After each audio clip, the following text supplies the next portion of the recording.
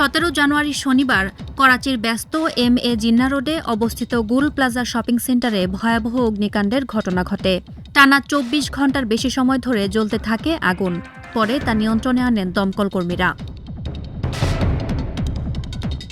করাচি সাউথের deputy inspector general জানিয়েছেন, মলের মেজানাইন ফ্লোরের একটি দোকান থেকেই অন্তত 30টি মরদেহ উদ্ধার করা হয়েছে।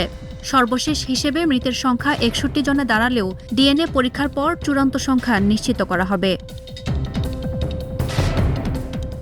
সংবাদ মাধ্যম আল জাজিরার তথ্যমতে এখন পর্যন্ত নারী ও শিশুসহ অন্তত 80 জনের বেশি নিখোঁজ রয়েছেন। ধ্বংসস্তূপের ভেতরে আরও মরদেহ থাকতে পারে বলে আশঙ্কা করছে কর্তৃপক্ষ। উদ্ধারকর্মীরাও ধাপে ধাপে তল্লাশি চালাচ্ছেন।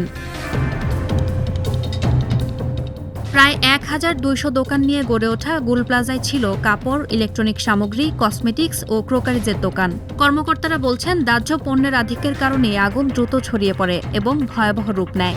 এই অগ্নিকাণ্ড করাচির সাম্প্রতিক সময়ের অন্যতম বড় ট্র্যাজেডিতে পরিণত হয়েছে।